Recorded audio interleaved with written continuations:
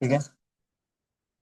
Waves का type बताया था, मैकेन on the basis of medium, mechanical, non mechanical, फिर on the basis of dimension, one dimension, two dimension, three dimension, और last में बताया था on the basis of energy propagation, तो प्रोग्रेसिव और स्टेशनरी। ठीक है। उसके बाद वेव को डिफाइन किया गया था एज ए डिस्टर्बेंस जब एनर्जी ट्रांसफर हो रहा हो एक जगह पे दूसरे जगह पे without any actual transported matter. तो वैसे डिस्टर्बेंस प्रोपगेशन या एनर्जी प्रोपगेशन को हम लोग कहते हैं कि वेव मोशन हो रहा है। ठीक है। उसके बाद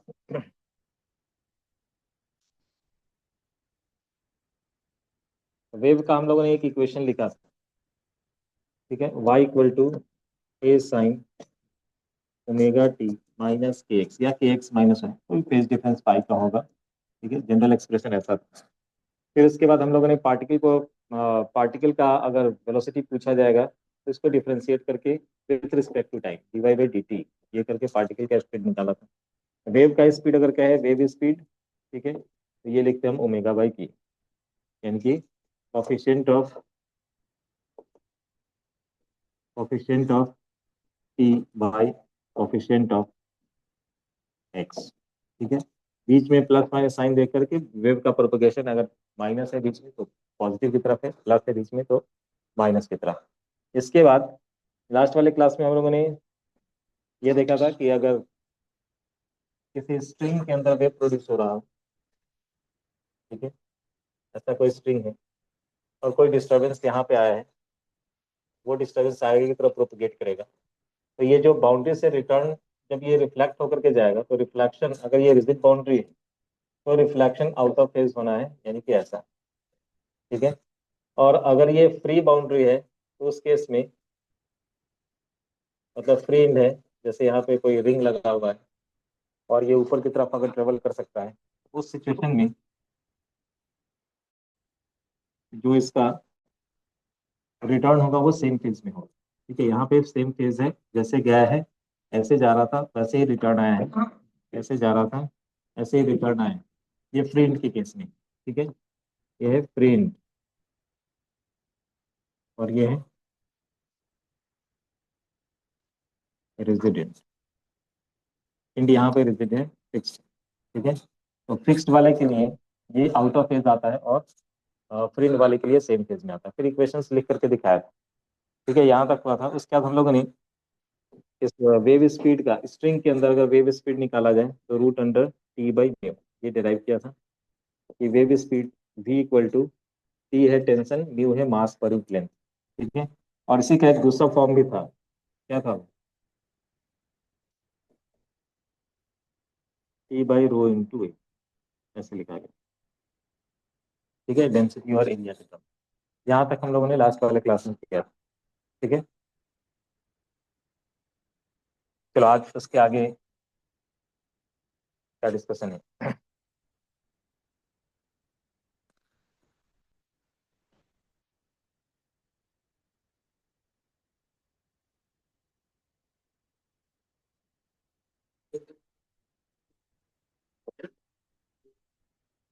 टी भाई, ये जब टेंशन दिया हो इसका, स्प्रिंग का, तो स्प्रिंग के अंदर ये वेव का स्पीड कितना होगा वो निकालने के लिए बताया था कि टी बाई म्यू, ये बताया था root under T by mu.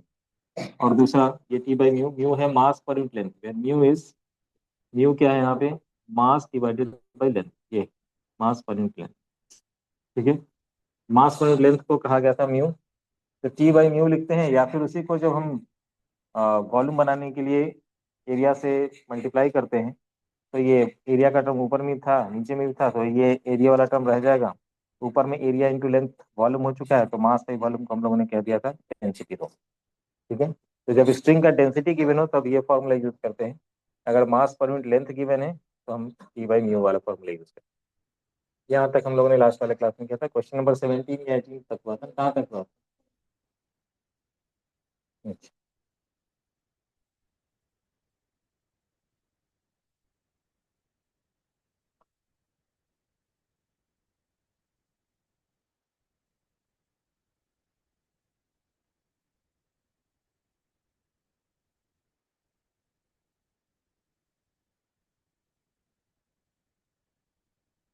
हम लोगों ने 17 तक कर लिया था।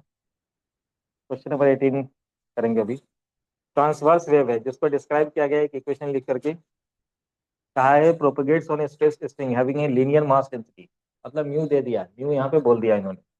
पूछा है find the tension in the string, tension कितना है। तो वी पहला काम है वी निकालना, वेव स्पीड। तो वेव स्पीड हम यहाँ से निकाल सकते हैं ना इस इक्वेशन को देख करके, omega by k. Omega by k, omega कितना है 30 डिवाइडेड बाई के है 1, तो ओमेगा बाई के अगर कहेंगे तो 30 आ रहा है। चलो वी निकाल लिया। अब इसी को हमें रिलेट करना है किसके साथ, तो यही वेव प्रोड्यूस हुआ है स्ट्रिंग के अंदर। तो स्ट्रिंग के अंदर तो हम वी को क्या लिखते हैं, root under T by mu, और म्यू को लिखते हैं मास पर unit length, mass by length, वो लेंथ ऊपर चला जाएगा। ठीक है, क्या क्या दे रखा है, अच्छा मास पर यूनिट लेंथ ही दिया हुआ है, चलो इसको म्यू ही लिखो करते हैं। ठीक है, टी बाई म्यू लिखो क्योंकि इंफॉर्मेशन जो है मास पर यूनिट लेंथ का ही है। ठीक है, तो टी तुम्हें कैलकुलेट करना है क्योंकि टेंशन बोला गया है, find the tension in the string, T तुम्हें कैलकुलेट करना है, और भी तुमने निकाल रखा है यहाँ से ओमेगा बाई के को। भी को क्या लिखा था, omega by K equal to under root T by mu. अब ओमेगा कहाँ पे है, जो टी का कॉफिशिएंट है वही ओमेगा होता है, ओमेगा ये है, और जो एक्स का कॉफिशिएंट है वो के होता है, तो के यहाँ पे ओमेगा बाई के करके भी निकालो equal to root under T by mu, mu दिया हुआ है। करो जल्दी, देखो आंसर,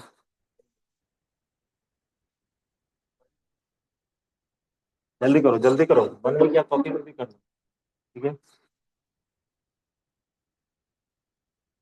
जिनका हो गया वो क्वेश्चन नंबर 19 में जाएंगे। 19, a traveling wave is produced on a long horizontal string by vibrating and end up and down sinusoidally. The amplitude of vibration is 1 centimeter and displacement becomes 200 times uh, displacement becomes 200 times per second. The linear mass density of the string दे रखा है, tension दे रखा है, find the speed and wavelength of the wave. Assume that the wave moves in the positive x direction at t equal to 0, in x equal to 0 पे है। ठीक है, तो उस केस में कहा है right the wave equation, wave equation तो सब कुछ अभी तक जो भी पढ़ाया वो सब को पूछ दिया है। हो गया, 18 हो गया सब लोग का। हाँ,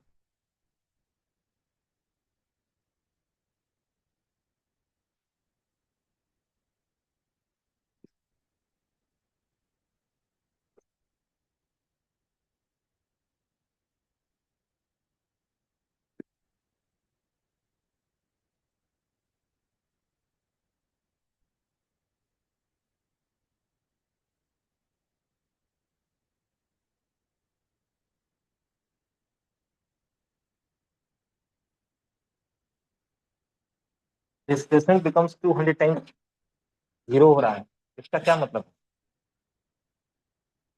हाँ ऐसा कुछ। ठीक है, बस इसको अगर तुमने डिस्प्लेसमेंट जीरो मतलब एक तो कह दिया कि जीरो पे जीरो है, ठीक है, तो साइन का वेव होगा जैसा। ठीक है, और ये 200 बार जीरो हो रहा है। ठीक है, ये देख रहे हैं कि ये 200 टाइम्स जीरो अगर हुआ, तो वेवलेंथ के लिए कितना चाहिए वो देख लो तुम। ठीक है,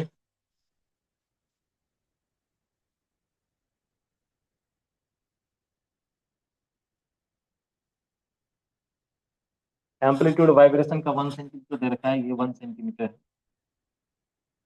ठीक है,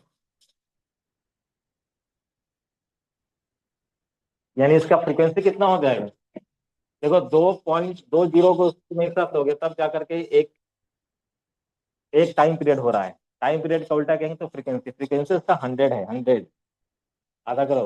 हाँ, 100 है फ्रीक्वेंसी, क्योंकि दो के लिए एक काउंट किया जाएगा वो। ठीक है, तो फ्रीक्वेंसी इसका 100 है, 100 टाइम्स तुम्हें मिल रहा है ये वेव, 100 टाइम्स। ठीक है, तो फ्रीक्वेंसी इसका हो गया पर सेकंड में 100। ठीक है, पर सेकंड में कितना वेव पास कर रहा है पॉइंट से, तो 100 वेव पास कर जा रहा है, तो फ्रीक्वेंसी 100। ठीक है, फ्रीक्वेंसी 100 है तो टाइम पीरियड निकाल सकते हो। ठीक है, कौन सा डिस्प्लेसमेंट, कहाँ पे डिस्प्लेसमेंट बिकम जीरो, ये तो डिस्प्लेसमेंट है, ये वाई के लोग जो होता है उसको हम डिस्प्लेसमेंट करते हैं, ये 200 टाइम्स जीरो हो रहा है, मतलब ये डॉट्स 200 है।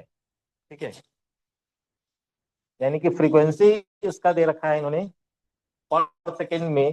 फ्रीक्वेंसी अगर हम निकालेंगे तो ये कितना होगा, 100 होगा फ्रीक्वेंसी। फ्रीक्वेंसी हो जाएगा 100।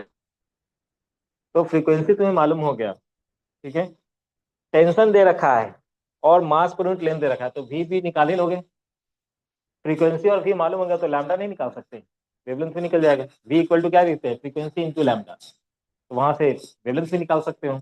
स्पीड तो निकल ही जाएगा root under T by mu से। ठीक है, तो पहला काम है, देखो क्वेश्चन को मिक्स किया है उन्होंने, पीछे जो पढ़ा रहे थे और जो उन्होंने टी बाई न्यू करके वी निकलवाया, उन दोनों को मिक्स करके क्वेश्चन बना दिया।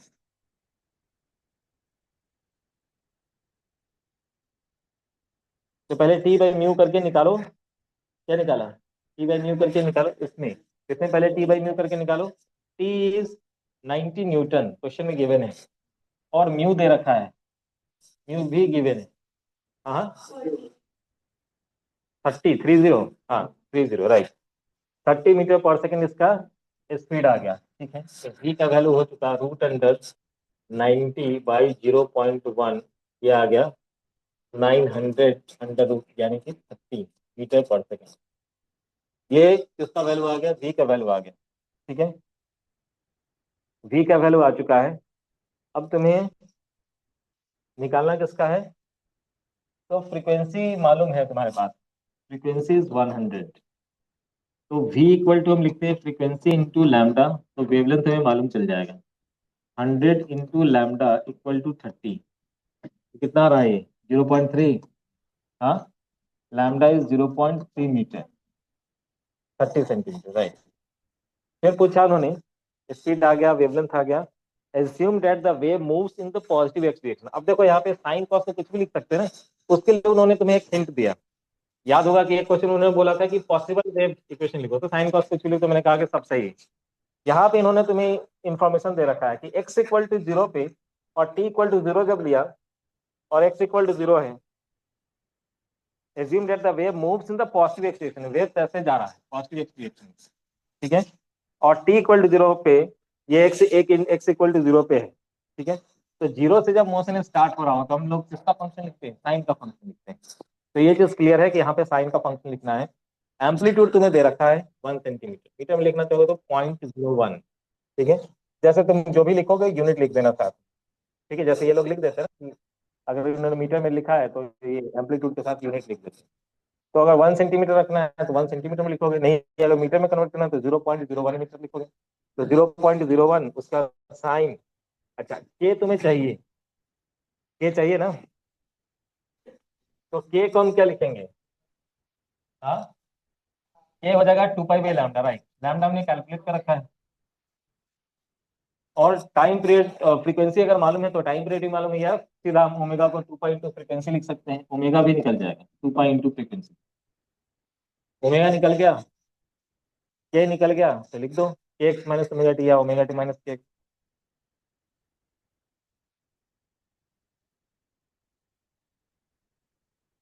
राइट द वेव इक्वेशन, ये जो पूछा है ना बी वाला पार्ट, इसके लिए कह रहा हूँ।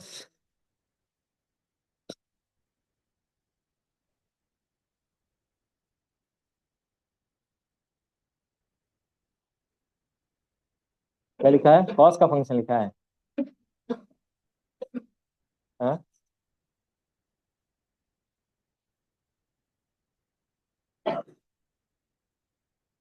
Question number 19।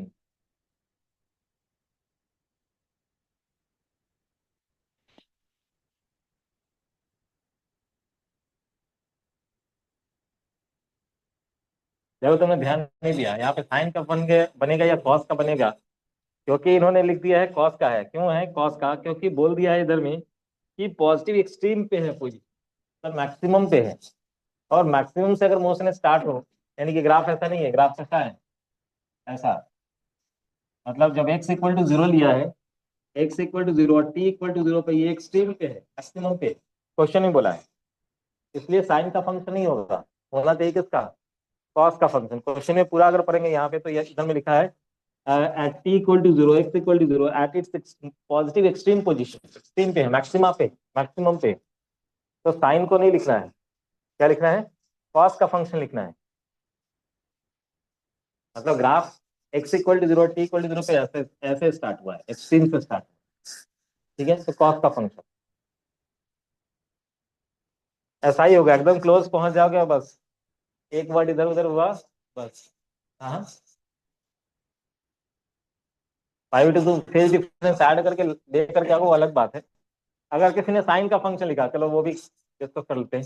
किसी ने साइन का फंक्शन लिखा, तो मैंने बताया जो कंफ्यूज इंसान होता है वो साइन वाला लिखता है मैं। ठीक है, sine x minus omega t या omega T minus x plus five लिखो, फाइव लिखो कोई दिक्कत नहीं। और ये फाइव होगा कितना, तो ये डिसाइड करेगा। या T equal to zero, X equal to zero किया, टी इक्वल टू जीरो किया, और इसको तुम्हें एक्सट्रीम पे लेकर के जाना है, यानी कि एम्पलीट्यूड को ए करना है। एक्स जीरो, टी जीरो, ये दोनों जीरो, तो बचा क्या, फाइव। फाइव का वैल्यू निकल के आ गया, ए कट गया वन, तो फाइव का वैल्यू पाई बाई टू। तो जो लोग पाई बाई टू लिखेंगे यहाँ पे, अब बताओ pi by two plus sine pi by two plus theta क्या होता है, कॉस थीटा ही होता है। तो साइन लिखने से भी क्वेश्चन बनेगा, कोई दिक्कत नहीं है, तुम साइन से सारा एक्सप्रेशन बना सकते हो, लेकिन तुम्हें ये फाइव का टर्म लेकर के चलना पड़ेगा। ठीक है, तब भी हो जाए।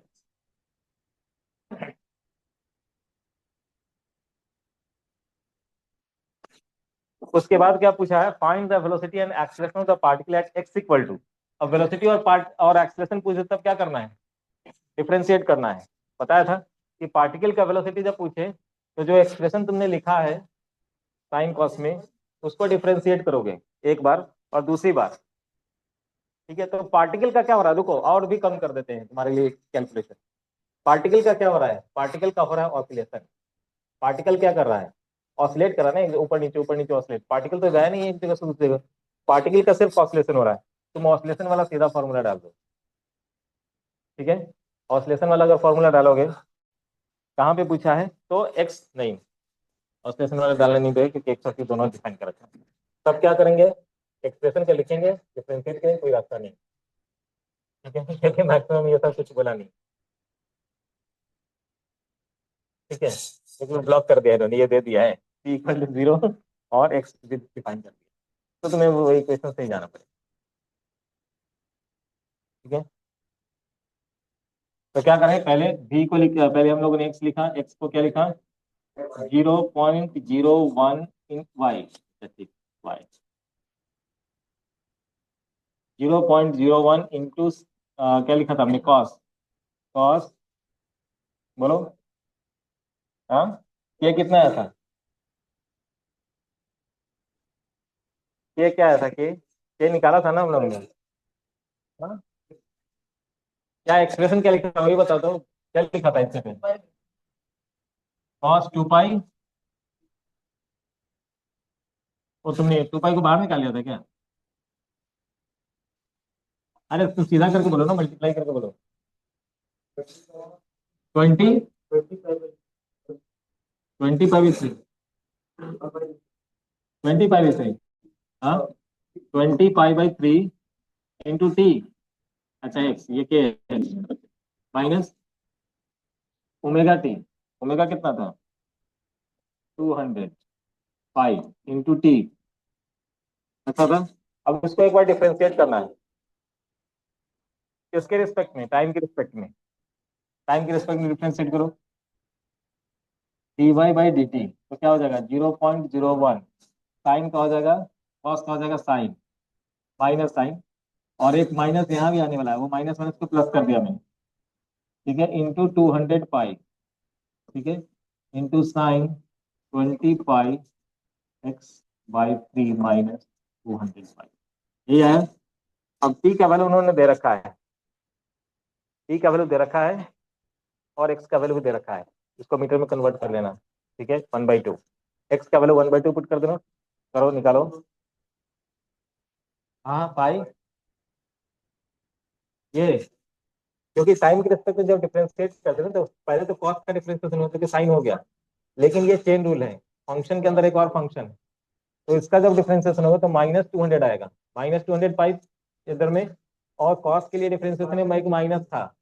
हाँ, हाँ पार्शियल डिफरेंस, उसमें एक को हम अभी वेरिएबल लेकर कॉन्स्टेंट लेकर के चल रहे हैं। ठीक है, देखो कितना आया, ये आ गया 2 पाई इंटू साइन 20 पाई x/3 -200 पाई टी। अब इसमें एक्स और टी का वैल्यू गिवन है, पुट करो। यूनिट देख लेना, ये सेंटीमीटर में दे रखा है, 1/2 मीटर पुट करेंगे तो क्या लिखेंगे हम लोग? 2 पाई इंटू साइन 20 पाई/3 इंटू एक्स का वैल्यू 50 सेंटीमीटर के लिए ½ मीटर, -200 और पाई और रहने दो, और टी का वैल्यू कितना है? 10 मिली सेकेंड का मतलब कितना हुआ? 1/100। 10 × 10⁻³ तो 10⁻², जो कि हो जाएगा 1/100। कट गया ये 2 टाइम। ठीक है, तो ये बन गया है 2 पाई, और इधर में कितना आया? ये 10। 10 पाई/3 माइनस 10 पाई/3 - 2 पाई, ये ना, ये आ गया 2 पाई इंटू साइन, कितना आ रहा है? 4 पाई/3 आ रहा है, लिख दूं? यानी पाई+π/3, यानी कि √3/2 से मल्टीप्लाई हो जाएगा इससे। अगर हम मैग्नीट्यूड की बात करें, क्योंकि हमें स्पीड का है, वेलोसिटी वेलोसिटी रखेंगे तो नीचे की तरफ होगा, नेगेटिव आ रहा है। ठीक है,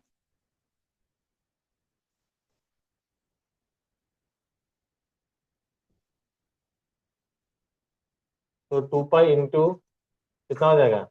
√3/2, √3 पाई, हाँ, -√3 पाई, सही।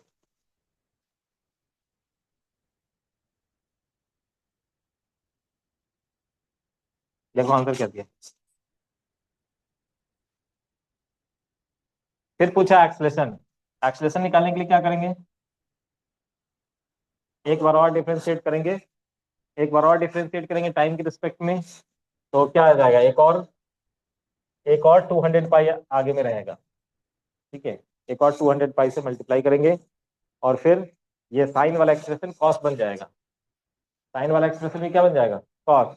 तो कॉस, और बाकी सब कुछ तो यही पुट करना है। तो जो ये आया था यहाँ पे साइन 4 पाई/3, वो कितना आएगा? cos 4 पाई/3। ठीक है, cos 4 पाई/3 का मतलब हो गया 1 बाई -(1/2), -(1/2). ठीक है, cos 4 पाई/3 का वैल्यू -1/2 सब्स्टिट्यूट किया जाएगा, यानी सब कुछ यही है, सिर्फ एक 200 पाई इसमें मल्टीप्लाई कर दो और आगे, और √3/2 की जगह पे 1/2 सब्स्टिट्यूट करें।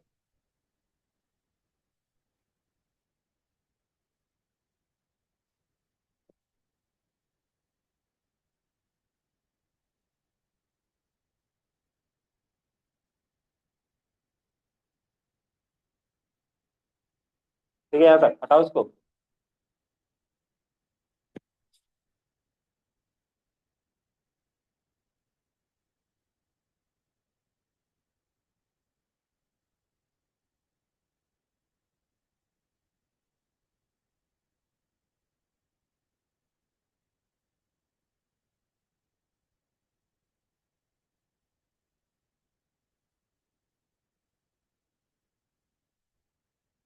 -1/2 कॉस, तो वही आएगा ना, cos 4 पाई/3 आएगा, 40 पाई इंटू cos 4 पाई/3।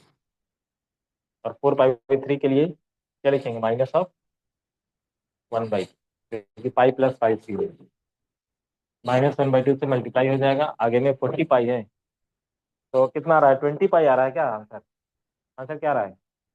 20 पाई। एक्सलेशन का वैल्यू कितना है? 20 पाई। जल्दी करो, जल्दी करो। 2 किलोमीटर।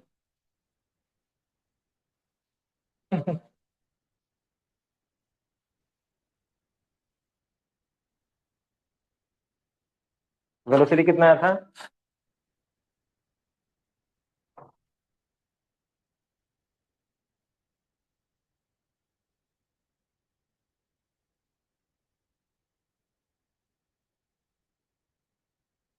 अरे पाई और पाई, पहले से एक और पाई था ना, वो पाई कहाँ गया? ये पाई और ये पाई, पाई स्क्वायर होगा ना इधर में, पाई स्क्वायर आ रहा है। पाई स्क्वायर का वैल्यू खुद में 10, हाँ आ जाएगा, 2 किलोमीटर के आसपास ही आएगा, सही।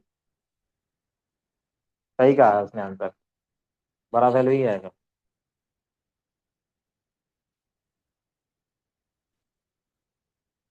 करके बताओ क्या। करके बताऊं? रुका हुआ कुछ बोल भी नहीं रहा है ये लोग। चलो, क्या था एक्सप्रेशन बताओ, क्या था एक्सप्रेशन? एक्सप्रेशन बनाओ वाई का। 0.01 साइन, बोलो आगे। 20 पाई x/3 माइनस 200 पाई t। ठीक है, ये था 200 पाई t। फिर तुमने पार्टिकल का वेलोसिटी निकाला, क्या निकाला? 0.01 टू 200 पाई। ठीक है, आगे माइनस था एक, और ये साइन का डिफरेंशियल कॉस में भी एक माइनस था, तो ये कॉस 20 पाई/3 × x - 200 पाई ठीक है, तो ये आ चुका है कितना? 2 पाई कॉस, कॉस 20 पाई/3 x - 200 पाई। अब x का वैल्यू क्या दिया हुआ था? एट x इक्वल टू कितना? 50 सेंटीमीटर, यानी कि half metre, and time is 10 millisecond, मतलब 10⁻²⁰ ठीक है, तो ये vp जो निकल के आया वो कितना आया? 2 पाई × cos 20 पाई, यहाँ पे 1/2 रख दिया, तो 10 पाई/3 माइनस कितना है ये? 200 × t का वैल्यू, तो ये 1/2, 2 पाई,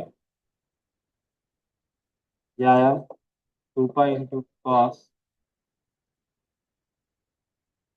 अच्छा, ये cos था क्या? क्या कर रहा है ये? साइन, आपस में बात कर रहा, बोल नहीं रहा है कि साइन हो गया। ठीक है, ठीक है ना? साइन कितना आया? 4 पाई/3। और भी कुछ छुटा है क्या? ठीक है ना? तो 2 पाई ×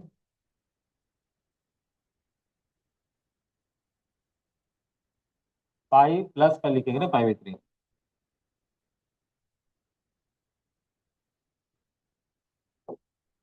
ठीक है, एक्सलेशन जब निकालना तो एक, हाँ, मैग्नीट्यूड बोला होगा उन्होंने, वो मैटर नहीं करता है, चलो। ठीक है, तो उसके बाद एक्सलेशन जब निकालना है, एक्सलेशन क्या लिखेंगे? तो एक बार और इसको डिफ्रेंशिएट, जो वीपी जहाँ पे हमने लिखा है इसी को एक बार और डिफ्रेंशिएट कर देते हैं। तो acceleration equal to D of dt/dt, क्या आने वाला है ये? इसको डिफ्रेंशिएट करेंगे तो 2 पाई × -200 पाई। ठीक है, उसके बाद साइन का डिफ्रेंशिएशन कॉस, कॉस, और बाकी एज इट इज 20 पाई/3 x - 200 पाई थी। ठीक है, अब ये वैल्यू कितना आ जाएगा? 400 पाई² कॉस, और इस पूरे का वैल्यू हम लोगों ने ऑलरेडी निकाल रखा था, 4 पाई/3 आता है, गिवन जो वैल्यू है इसके ऊपर। ठीक है, यहाँ पे पहले से एक माइनस है, ये कितना आ जाएगा? 1/-(-1/2) कितना रहा है? 200 पाई², और पाई² का वैल्यू कितना होता है? जी के इक्वल 10। ठीक है, 10 के आसपास, तो 200 × 10। हाँ, 10 से थोड़ा छोटा, नॉट बड़ा, छोटा। ठीक है, km/s, 2000 मीटर/s² या 2 km/s। क्या कर रहे हो? हो गया?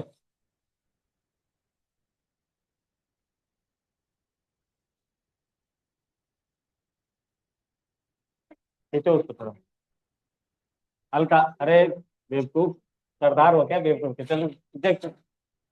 हाँ, थोड़ा पीछे, मैं लाइट नहीं आना चाहिए बस, यहाँ पे शैडो दिख रहा है ना?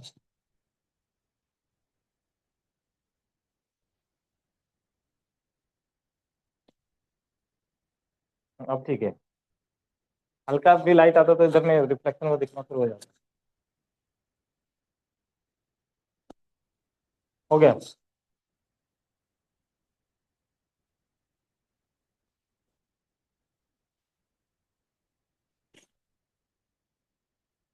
हटाओ इसको, नेक्स्ट वाले क्वेश्चन में आ जाओ। हो गया ना? नेक्स्ट क्वेश्चन आसान है।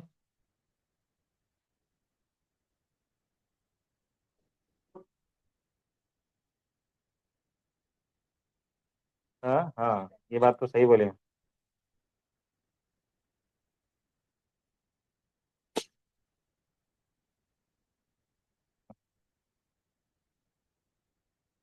क्वेश्चन नंबर 19 हो चुका है। Number 10, string of length 40 centimetre, weighs 10 gram, is attached to a spring at 1 inch. ठीक है, and to a fixed wall at the other end. The spring has a spring constant 160 Newton per meter and is stretched 1 centimeter.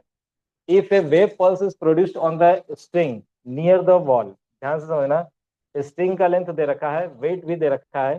ठीक है, मतलब यहाँ पे मास पर intense निकालना पड़ेगा, तुम्हें म्यू निकालना पड़ेगा, दिया नहीं। ठीक है, उन्होंने लेंथ दे दिया, वेट दे दिया है। To a spring at one end, और स्प्रिंग भी अटैच है, स्प्रिंग के साथ स्प्रिंग भी अटैच है। And to a fixed wall at the other end, और spring has a spring constant रखा है, और स्प्रिंग को स्ट्रेच करके फिर छोड़ा गया 1 centimetre. If a wave pulse is produced on the spring, अब वो स्प्रिंग की वजह से स्प्रिंग के अंदर एक वेव प्रोड्यूस हुआ है। How much time will it take to reach the spring, कितना टाइम लगेगा उसको। If a wave pulse is produced on the spring near the wall, how much time will it take to reach the spring, कितना time लगेगा उसको, मतलब wave speed निकालना है। Length दिया हुआ है ना, लेंथ डिवाइडेड बाई स्पीड कर दो तो टाइम निकल के चला आएगा। ठीक है, तो पहले क्या करें, वेट दे रखा है, न्यू निकाल लेंगे। टेंशन कितना है? हाँ हाँ, अच्छा स्प्रिंग कांस्टेंट दिया तो फोर्स निकाल लेना पड़ेगा। Force is F equal to, हम क्या लिखते हैं, K X, F equal to K X. तो के इज 160 और एक्स की वैल्यू कितनी है, 0.01।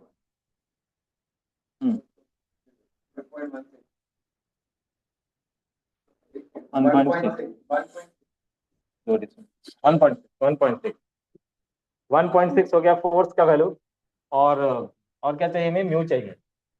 तो v equal to root under F by mu, या टी बाई म्यू जिसको तुम लिखते हो। एफ का वैल्यू कितना है, 1.6, और म्यू का वैल्यू कितना है, म्यू म्यू म्यू इज, ग्राम में है ये, ध्यान रखना। 10⁻³ by length, length is 40 centimetre, 10⁻², cut गया। हाँ कर सकते हैं। ठीक है, कितना है म्यू का वैल्यू? हाँ, 1/40 आ रहा है।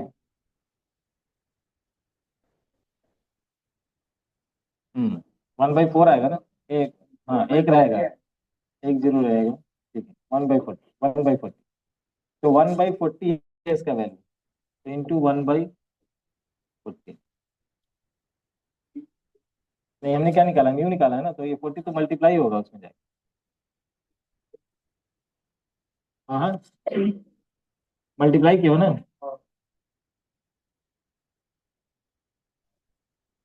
कितना आया था, 1.6 बाई 1/40, ऐसा। और इसका निकाला है, हाँ राइट, 64 है, तो ये आ चुका है 8 मीटर पर सेकेंड। 8 मीटर पर सेकेंड क्या आ गया, इसका भी आया, वी, वी की वैल्यू है 8 मीटर पर सेकेंड। 8 मीटर पर सेकेंड वी का वैल्यू। अब लेंथ तुम्हें ऑलरेडी दे रखा है, कितना है लेंथ?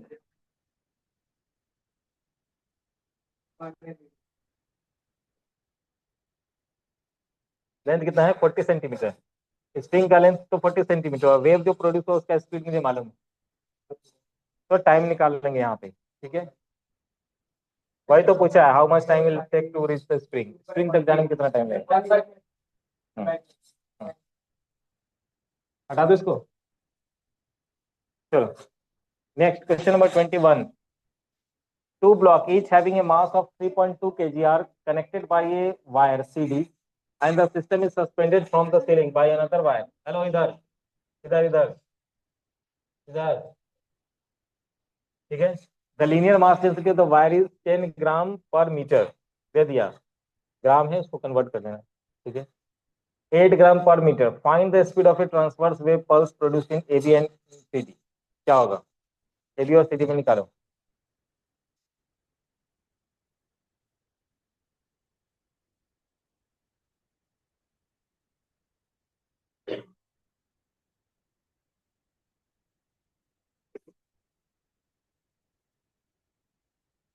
क्या करेंगे? पहला काम है फोर्स इक्वेशन लिखना, न्यूटन लॉ. पहला काम है न्यूटन लॉ अप्लाई करो इसके ऊपर. क्या कहा? Block having a mass of 3.2 kg. Block का मास दे रखा है. Connected to CD and the system is suspended from the ceiling by another wire AB. The linear mass density of the wire AB is, AB का दे रखा है और CD का भी दे रखा है, दोनों का मास डेंसिटी अलग अलग है. एबी मतलब इसका है 10 ग्राम पर मीटर और इसका है 8 ग्राम पर मीटर. केजी में कन्वर्ट कर लेंगे. ठीक है. ये μ1 है और ये μ2 है. दोनों के लिए टेंशन भी अलग अलग होगा, क्योंकि इसमें जब तुम टेंशन लिखोगे T1 और इसमें लिखोगे T2, तो देखो पहले सिंपल सा न्यूटन लॉ अप्लाई करना है तुम्हें. T2 ऊपर की तरफ है, M2G नीचे होगा ऐसे. और ये तो सीधा हैंग कर रखा है, तो हम निकाल सकते हैं इसका टेंशन. आएगा आएगा. हाँ, कौन सा? मैं इसकी बात कर रहा हूँ अभी, मैं इसमें हूँ. इसके ऊपर जाएंगे तब दो टेंशन होगा, क्योंकि दो स्ट्रिंग से कनेक्टेड, दो टेंशन होगा. ये तो एक ही स्ट्रिंग के साथ कनेक्टेड है, एक ही टेंशन होगा. तो T2 का वैल्यू M2G. और यहाँ पे जब हम ब्लॉक बी पे जब जाएंगे यहाँ पे इसके लिए, तो एक टेंशन नीचे की तरफ है T2, एक इसका मास M1G नीचे की तरफ है. तो क्या लिखेंगे? T1 minus M1G minus T2 equal to 0, क्योंकि मोशन में तो है नहीं. तो T1 equal to M1G plus T2 जो कि M2G. ठीक है. सेम है मास, ईच हैविंग मास. ठीक है, तो मास सेम है. चलो, तो 2 mg कर सकते हैं हम लोग सीधा यहाँ पे इनके अकॉर्डिंग. पहला वाला है mg और दूसरा वाला है 2 mg. अब उन्होंने डेंसिटी दे रखा है, लीनियर मास डेंसिटी. म्यू का वैल्यू अलग अलग है, दोनों दोनों के लिए अलग अलग कैलकुलेशन होगा. तो पहले वाला, इसके अंदर अगर हम V1 लिखें, तो V1 की वैल्यू को लिखेंगे T1 बाई μ1. और जब V2 लिखेंगे दूसरे वाले में कितना स्पीड आया, तो root under T2 by μ2. Mu one mu two calculate करना तुम्हारा काम है, वो तो दे ही रखा है. बेसिकली केजी में कन्वर्ट करना है, तो 8 × 10⁻³ लिखेंगे. यहाँ पे 10 × 10⁻³ लिखेंगे. मीटर तो है, मीटर के लिए तो लिखा ही. कैलकुलेट करके बताओ कितना होगा.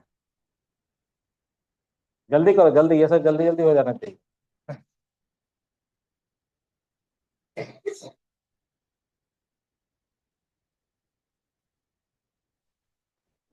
कितना क्वेश्चन है इसमें? 52 है. कितना है?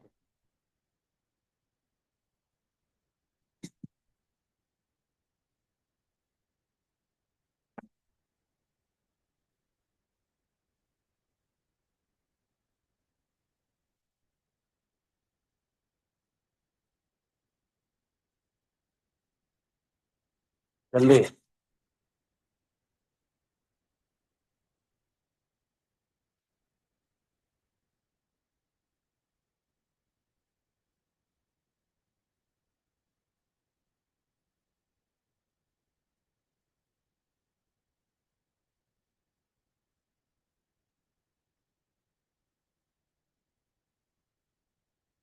क्या है आंसर?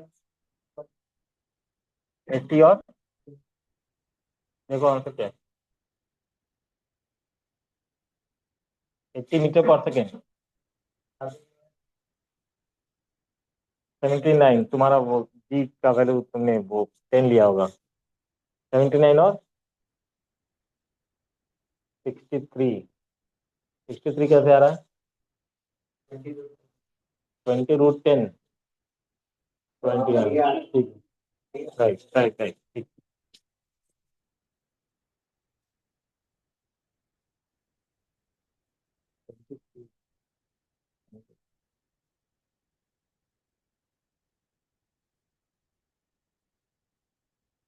चले आगे,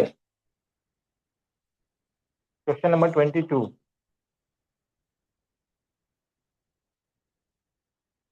हाँ, एक आएगा वही 80 के आसपास और दूसरा कितना 63 ऐसा कुछ। नेक्स्ट,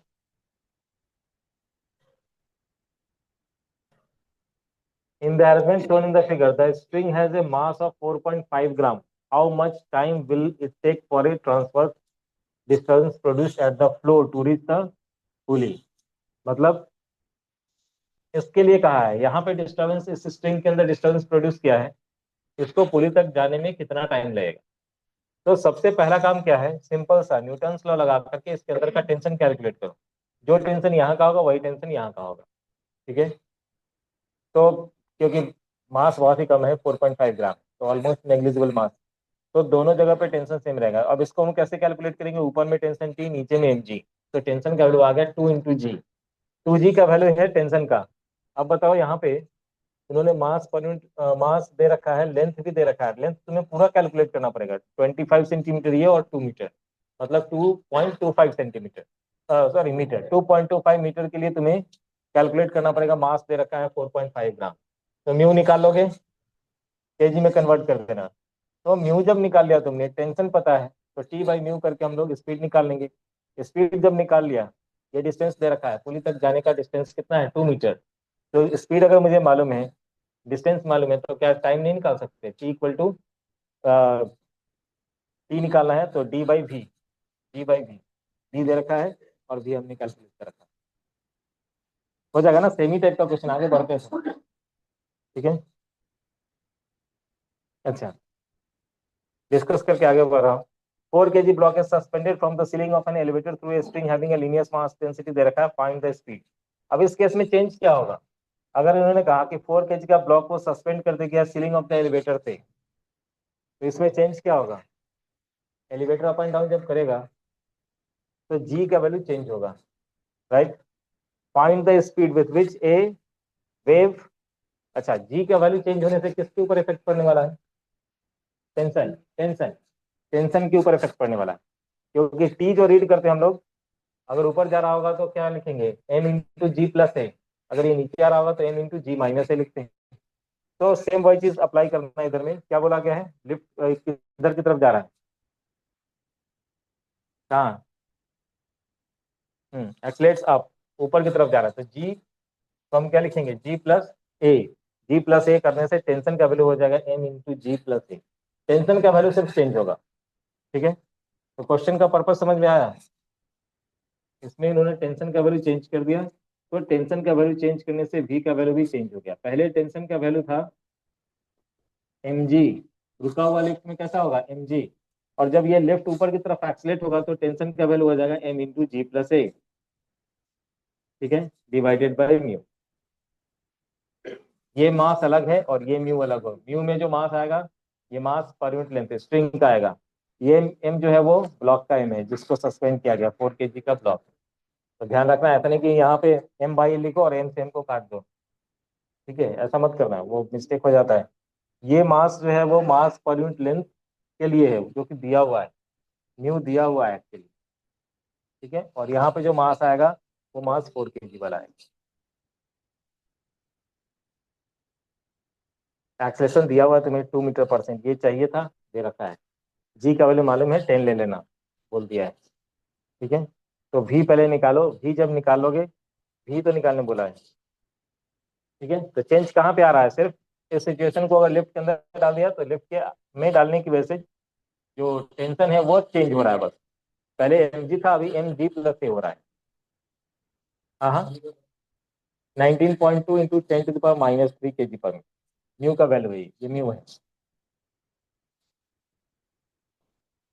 हो जाएगा ना।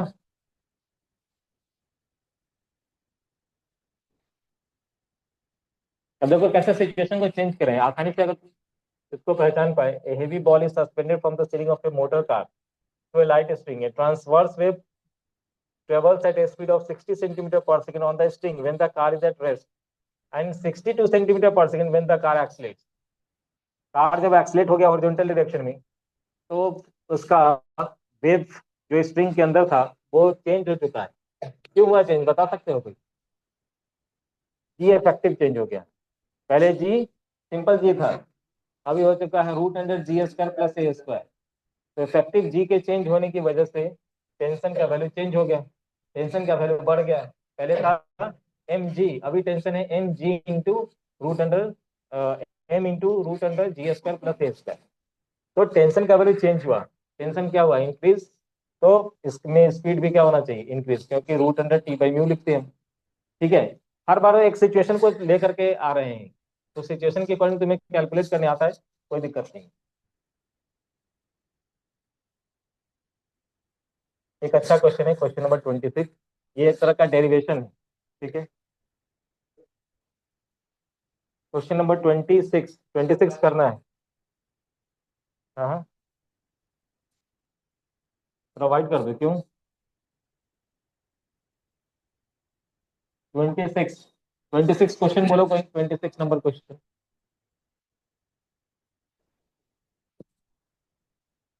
Uniform rope of length L, L length का एक रोप है, चलो ठीक है। उसके बाद सीलिंग से सस्पेंडेड है, ठीक है।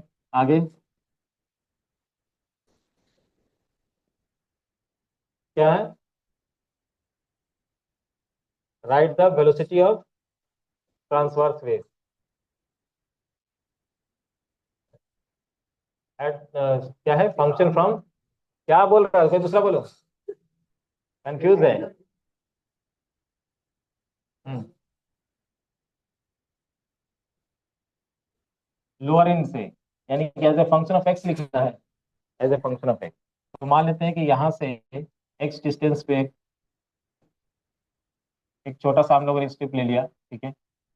यहाँ पे हम टेंशन को कैलकुलेट कर रहे हैं। तो सबसे पहले लेंथ कितना दिया गया था, एल। एल लेंथ का मास कितना दिया है, इस रोप का मास, रोप का मास क्या दिया है? हेलो, रोप का मास क्या दिया है? हाँ, हेवी रोप बोला नहीं है, ठीक है। तो अपने मन से हम लोग ले लेते हैं मास एम है, एल यूनिट के लिए। तो 1 यूनिट के लिए कितना होगा, एम बाई एल। तो एक्स यूनिट का मास कितना होगा, M by L into X, M by L into X. ये किसका मास है, हैंगिंग पार्ट का। मतलब यहाँ पे अगर तुम टेंशन कैलकुलेट करना चाह रहे हो, यहाँ पे टेंशन कैलकुलेट करना चाह रहे हो, तो ये टेंशन किसको खींच रहा है, नीचे वाला जो पार्ट यहाँ पे हैंग कर रहा है। तो हैंगिंग पार्ट का मास तो चाहिए, वो मास हमने निकाल दिया। ठीक है, तो जो टेंशन है यहाँ पे इस पॉइंट के ऊपर, वो क्या लिखेंगे, एम इंटू जी। तो एम की जगह पे हम लिख रहे हैं पूरा, ये पूरा M by L into X into G. ये है उसका टेंशन। टेंशन निकाल लिया, अब क्या करना है, अब इसका वेलोसिटी निकालना है, v equal to root under T by mu. और ये मास बाई लेंथ क्या है, रोप के लिए तो म्यू ही है ना ये।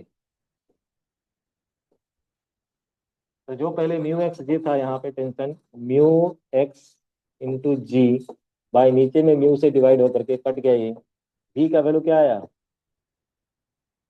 तो पूछा गया था v as a function of X निकालने। तो v as a function of X क्या आया, एक्स इंटू, ये इसका वेलोसिटी आया। देखो चेक करो, नोट करो इसको। हाँ, क्या हुआ, ये क्या आंसर लिख दिया।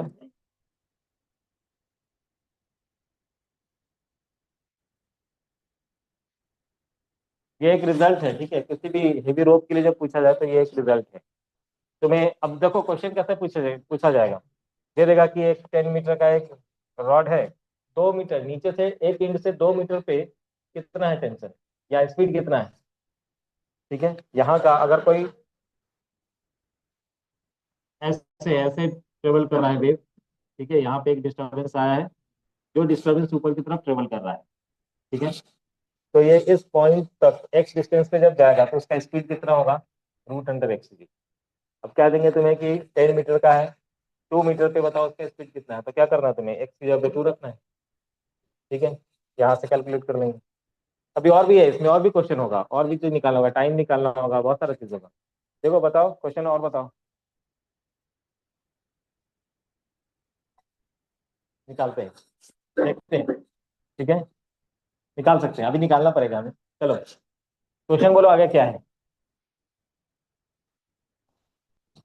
वेलोसिटी अगर एक्स का फंक्शन हो ना, देखो इधर वेलोसिटी एक्स का फंक्शन आ गया, इसको क्या लिखोगे तुम, dx बाई dt लिख सकते हो।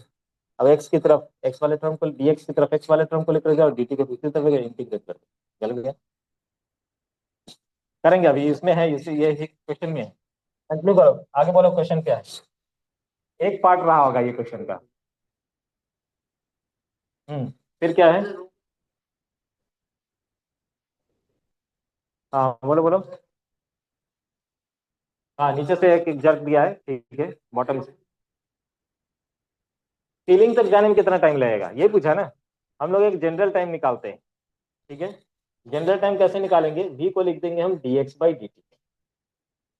देखो वेरिएबल आ जाए अपने आप कैलकुलस आ जाएगा, ठीक है, पूछना नहीं है किसी से, कैलकुलस लगाना है। तो dx by dt equal to root under X G, ऐसा आ गया। अब x वाले टर्म को तुम लेकर जाओ नीचे, तो क्या लिखें, dx by root X equal to root ji into D T, लिख सकते हैं, इंटीग्रेटिंग बोथ साइड। कहाँ से कहाँ तक तुम्हें लेकर के जाना है इसको, जीरो से एल, जीरो से पूरा लेंथ एल तक लिखे, तो जीरो से एल तक इंटीग्रेट करो और इसको जीरो से टी तक, हो गया खत्म।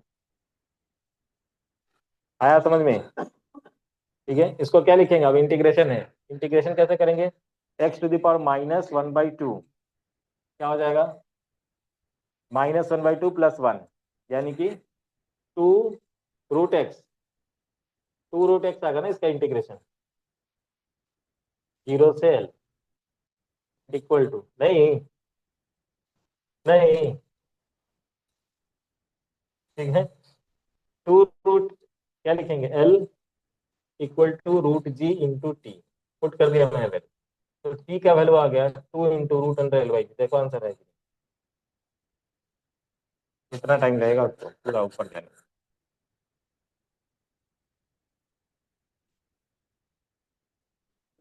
उसको अंदर ले जाओ, फोर हो जाएगा। देख रहा है कि आंसर में तो फोर लिखा है, अरे उसको अंदर लेके आंसर ऐसे लिखा है, फोर एल वाई जी, ये सोच रहा है कि क्या लिख दिया है। तू अंदर ले गया,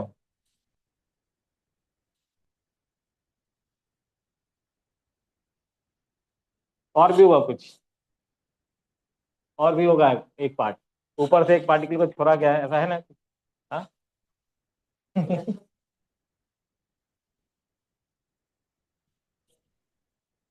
चलो ये तुम लोग करोगे, क्या कहा इन्होंने, कहा कि यहाँ पे इसको छोड़ा गया है, नीचे से एक वेव ट्रेवल कर रहा है और ये ऊपर से आ रहा है, कहीं ना कहीं तो एक दूसरे को क्रॉस करेगा, वो टाइम क्या है, समझ में आया क्या पूछा, कैसे निकालोगे। नहीं नहीं, मत मत बोलो, मत करो, बोल दोगे तो फिर बाकी लोगों को तो सोचने का मौका नहीं मिलेगा। क्वेश्चन है, ये नोट कर लिया, ये नोट कर लो पहले, उसका बोल। क्वेश्चन है कि एक पार्टिकल को ऊपर से छोड़ा गया है, ठीक है, जब ये डिस्टर्बेंस यहाँ से क्रिएट किया गया ना नीचे से बॉटम से, तो एट दैट इंस्टेंट एक पार्टिकल को ऊपर से ड्रॉप किया गया, तो ये ऊपर से नीचे आ रहा है और ये नीचे से ऊपर की तरफ जा रहा है, तो कहाँ पे ये दोनों एक दूसरे को क्रॉस कर रहे होंगे, मतलब वेव और पार्टिकल एक दूसरे को क्रॉस कहाँ पे कर रहे होंगे, क्या सोच रहे हो आदित्य, क्या सोच रहे हो। नहीं ये क्या सोच रहे हो, वही तो पूछ रहा हूँ। क्या ये सोच रहा हूँ। हाँ हाँ, तो मतलब कैसे प्रोसीड, क्या करना है, किस तरह से करना है, वंशिका। देखो दोनों ने कुछ ना कुछ तो लेंथ ट्रेवल किया होगा ना, एक को मान लो एक्स ट्रेवल करा दो, तो ऊपर वाला कितना है, होगा एल माइनस एक्स, ठीक है, तो एल माइनस एक्स में कितना टाइम लगा, जो एल माइनस एक्स में टाइम लगा हो वही टाइम तो नीचे से ऊपर जाने में लगा है, दोनों टाइम को इक्वेट कर दो, पोजीशन निकालने बोला है ना कि किस कहाँ पे, तो दोनों टाइम को निकालो इन terms of L and x, L और एक्स के टर्म। तो जिसको ऊपर से छोड़ा गया, अगर मान लो कि एक्स पे जाकर के ये नीचे वाला एक्स पे पहुंचा, ऊपर ऊपर वाला कितना डिस्टेंस ट्रेवल किया होगा, एल माइनस एक्स किया होगा, तो एल माइनस एक्स के लिए क्या लिखोगे, हाफ जी टी स्क्वायर, ऐसा लिखोगे, ये टाइम निकालो, और नीचे वाले के लिए क्या लिखोगे, नीचे वाला कहाँ, निकाल रखा था ना, अरे एक्स के टर्म में इसको निकाला तो क्या लिखा था, कहाँ गया, two root x, two root X by G था ना, रूट जी। एक्स के टर्म में निकालो ना टाइम को, टाइम निकाल रखा है तुमने क्या, two root X by root G. ये एक टाइम ऑलरेडी तुमने निकाल रखा कि एक्स डिस्टेंस जाने में उसको इतना टाइम लगेगा, और ऊपर से ऊपर वाले को एल माइनस एक्स आने में जो टाइम लगा वो तुमने निकाल दिया, कितना, two into L minus x by G. दोनों टाइम तो इक्वल है, इक्वेट करो, एक्स निकल के आ गया, पोजीशन निकल के आ गया, करो। यही पूछा गया था, किस पोजीशन पे वो दोनों एक दूसरे को क्रॉस कराए। अगर तुम एक्स निकालो तो बॉटम से वो पोजीशन है, एल माइनस एक्स करोगे तो टॉप से पोजीशन आएगा, तो देख लेना कि कहाँ से दिया आंसर। समझ में आया क्या कहा।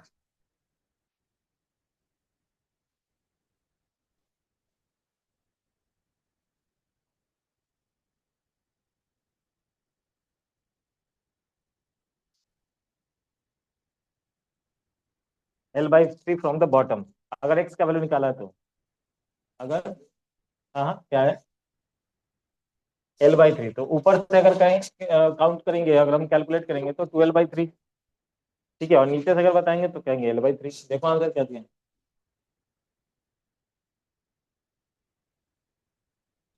क्या आंसर है, L by three from the bottom. ठीक है, हो गया। समझ में आया या नहीं आया क्या किया, वो जो क्लैरिटी आया कि दोनों, देखो यहाँ से अगर उन्होंने मुझसे टाइम पूछा होता कि किस टाइम पर दोनों एक दूसरे को क्रॉस कर रहे हैं, तो मैं किसको इक्वेट करता, पोजीशन को इक्वेट करता। हाँ, टाइम भी निकाल सकते हैं, टाइम तो ये तो four L by three G, कब, क्रॉस करने का, क्रॉस करने का टाइम तो इसके अंदर पुट कर दो, कहाँ गया, इसके अंदर पुट करो, पोजीशन निकाल लिया तुमने, पोजीशन को पुट कर दो, निकल जाएगा टाइम। ठीक है, क्लियर, आगे बढ़े।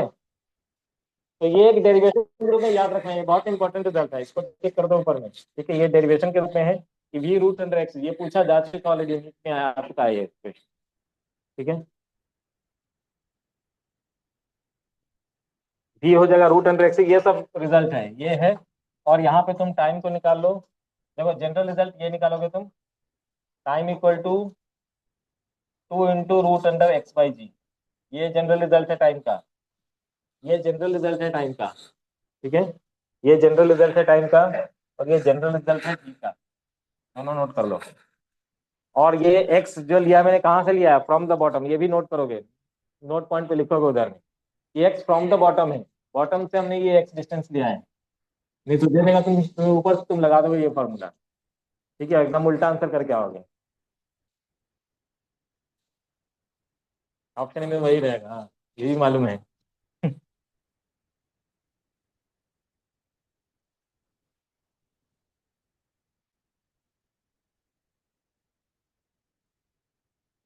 चलो आगे।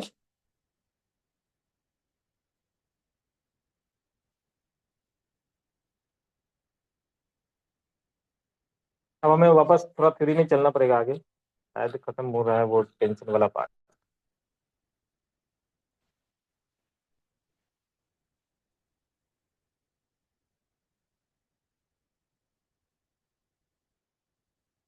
चलो ये कर लो, 27 करो, 27 तक ही, उसके बाद हमें वापस थ्योरी में जाना पड़ेगा, क्योंकि अब ये एवरेज पावर आ रहा है नेक्स्ट वाले क्वेश्चन, पावर के थ्योरी में चलेंगे। हम्म। कितने अच्छे से अरेंज करके लिखा है बुक, मैं जितनी बार ये बुक करता हूँ उतनी बार लगता है कि कितना मतलब क्या थिंकिंग रहा होगा, 8 ईयर्स में इन्होंने ये बुक प्रिपेयर किया है।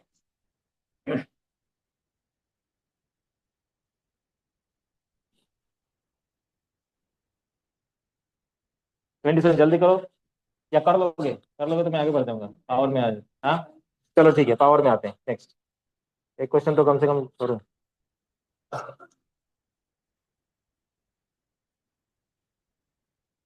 देखो बाकी सब जगह पे सीधे पावर का रिजल्ट लिख दिया गया है, इन्होंने डिराइव किया है।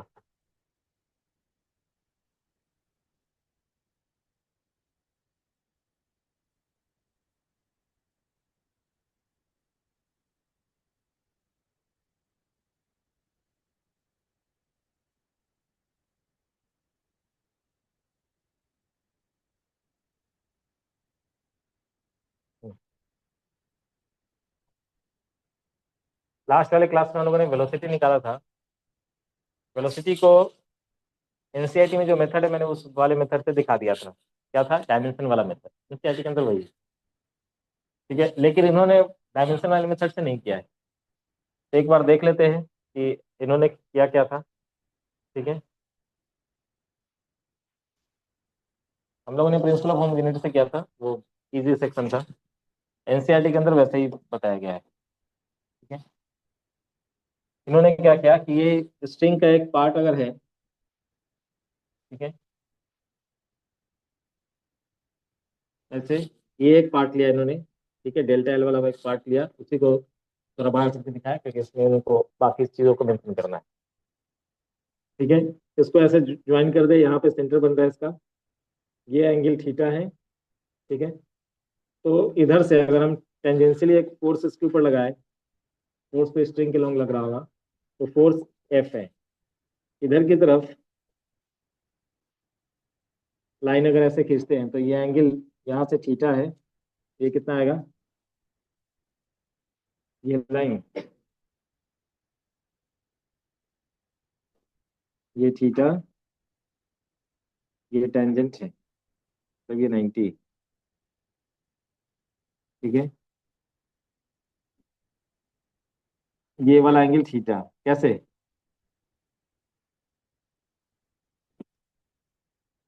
परपेंडिकुलर डाल रहे हैं ऐसे, पैरेलल, इस लाइन के पैरेलल।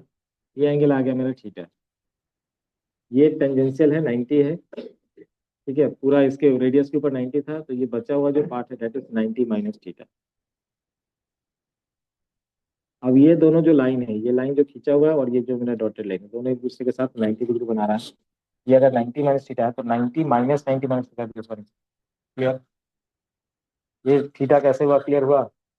ठीक है, अगर ये थीटा है और फोर्स यहाँ पे ऐसे टेंजेंशियली हम लगा रहे हैं F, तो इसके दो कंपोनेंट हो जाएंगे, एक इधर की तरफ एफ कॉस थीटा और दूसरा नीचे की तरफ एफ साइन थीटा। सिमिलरली यहाँ पे भी ये एंगल थीटा, तो ये वाला थीटा, ये एफ कॉस थीटा। किसी को कुछ समझ में नहीं है, वापस से क्वेश्चन पूछ सकते हैं कैसे हो गया। हाँ, अभी कुछ निकाला नहीं है, अभी जस्ट हमने वो कंपोनेंट में इसको रिजॉल्व किया है। ठीक है, नेट फोर्सेस के ऊपर ये एफ कॉस थीटा तो कैंसिल करेगा ना एक दूसरे को। नेट फोर्सेस का किधर की तरफ आ रहा है? वही नेट फोर्सेस को नीचे की तरफ लेकर गए, जो ऊपर नीचे का मोशन होगा ना, ये एफ साइन थीटा ही इसके लिए रिएस्टेटिंग फोर्स बना है। तो नेट फोर्स इसके ऊपर 2f साइन थीटा है। ठीक है, नेट फोर्स कितना आ गया? 2f sign theta. एंगल छोटा है। ठीक है, तो साइन थीटा को हम लोग थीटा लिख सकते हैं और थीटा को लिख सकते हैं एल बाई आर। थीटा को क्या लिखते हैं? L by are. थीटा यहाँ पे कितना है? ये पूरे का आधा लेना पड़ेगा ना, आर्क लेंथ, इसके लिए मेजर कर रहे हैं। तो डेल्टा एल का आधा divided by r, l by r के थीटा इक्वल टू मैथ वाला formula, theta equal to l by r. तो जो हमारा 2f साइन थीटा था, 2f की जगह पे 2f को रहने दिया, साइन थीटा की जगह पे एंगल छोटा है इसलिए हम लोगों ने थीटा वाला वैल्यू सब्स्टिट्यूट कर दिया। तो ये निकल के आ गया 4 into delta l by r. ठीक है, टू वाला टर्म कट गया, ये टू और ये वाला टू कट गया, तो f into delta l by r हुआ। ये हो गया रिजल्टेंट फोर्स। अब कहा कि ये एक सर्कुलर आर्क का पार्ट है, इसलिए एक्सलेशन अगर हम लिखना चाहते हैं तो एक्सलेशन को एफ बाई एम लिखते हैं। एफ बाई एम से कैलकुलेट करेंगे हम लोग, तो एफ यहाँ पे है एंड एम इज इस पार्ट का मास। तो कहा कि इसको म्यू के टर्म में एक्सप्रेस करते हैं, मास पर यूनिट लेंथ इनटू इसका लेंथ। तो मास पर यूनिट लेंथ इनटू इसका पूरा लेंथ डेल्टा एल, ऐसे लिख दिया। डेल्टा एल से डेल्टा एल वाला टर्म कैंसिल हो गया, बच गया f into r by mu, f into r by mu. ये एक्सलेशन निकल के आया है। हमें निकालना क्या है? हमें निकालना है, हमें निकालना है क्या? वेलोसिटी। ठीक है, अब इस एक्सलेशन को लिख सकते हैं ऐसे, ये सर्कुलर आर का पार्ट है इसलिए बी स्क्वायर बाई आर होगा, ये वाला एक्सेस में बी स्क्वायर बाई आर, और इसको लिख दिया f by mu r. R वाला टर्म कैंसिल, तो जो वी का वेलोसिटी है, मतलब वी वेलोसिटी जो है वो that is F by mu. ये निकाला उन्होंने डेरिवेशन, जो कि एनसीईआरटी के अंदर नहीं है। ठीक है, कल जो मैंने बताया था वो एनसीईआरटी के अंदर। ठीक है, तो v equal to root under F by mu. लेकिन अभी मुझे इंटेंसिटी निकालना है, पावर निकालना है, तो पावर निकालने में मैं एफ इंटू वी करूंगा, तो वापस से मुझे वो इक्वेशन की जरूरत है, तो मुझे बताना पड़ेगा। ठीक है, नोट कर लो।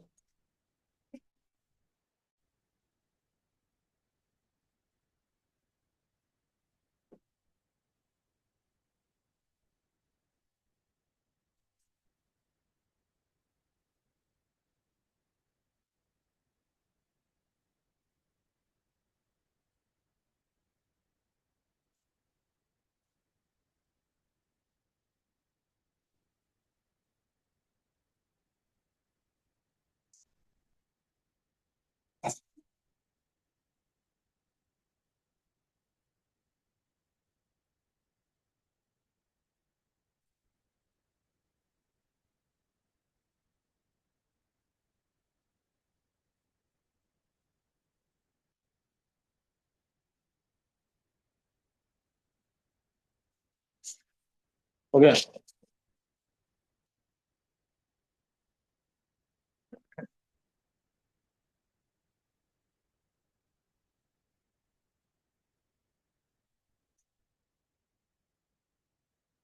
ठीक है, तो इस छोटे से पार्ट के ऊपर जो नेक्स्ट फोर्स अगर तुमसे पूछा जाए तो क्या कहोगे? Web science. हटाओ इसको।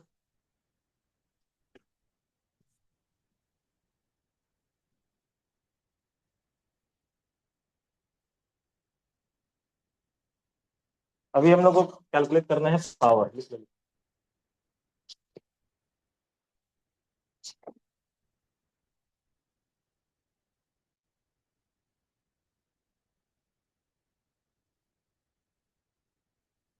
मैथ में दिखा दूंगा वो इनका जो एलन का जो स्टडी मैथ है।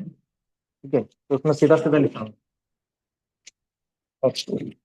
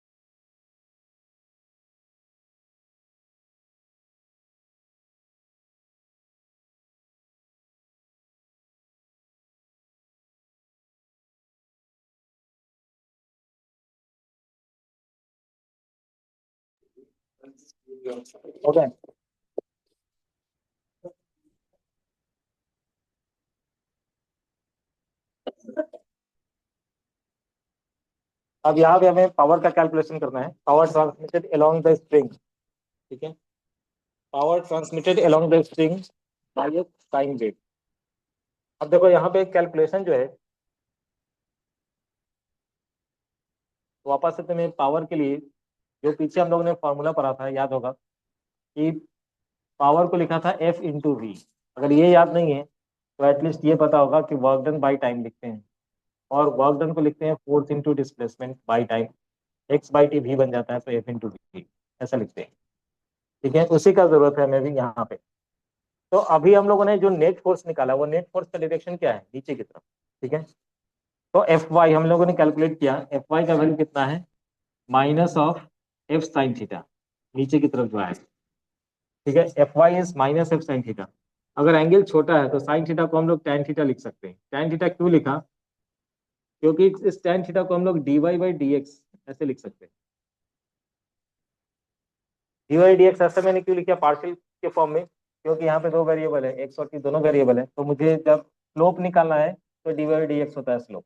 तो स्लोप के लिए मैं डी बाई डी एक्स करूंगा एफ के साथ, एफ इंटू एफ भी वाई के डायरेक्शन में जो आया है, तो वाई के डायरेक्शन में आया था एफ टेन, वो तो लिख दिया मैंने, ठीक है, इसको जरूरत नहीं है लिखना। तो एफ साइन थीटा पहले लिखा, और एंगल छोटा है इसलिए साइन थीटा को हम टेन थीटा लिख सकते हैं। तो एफ को रहने दिया और टेन थीटा को लिख दिया डिवाइड डी। अब एफ जो तुमने कैलकुलेट किया है वो ये है net f, f into D Y by D x. इस एफ के साथ हमें वी लिखना है, वेलोसिटी वी। इस वी को हम क्या कहेंगे, d Y by D T.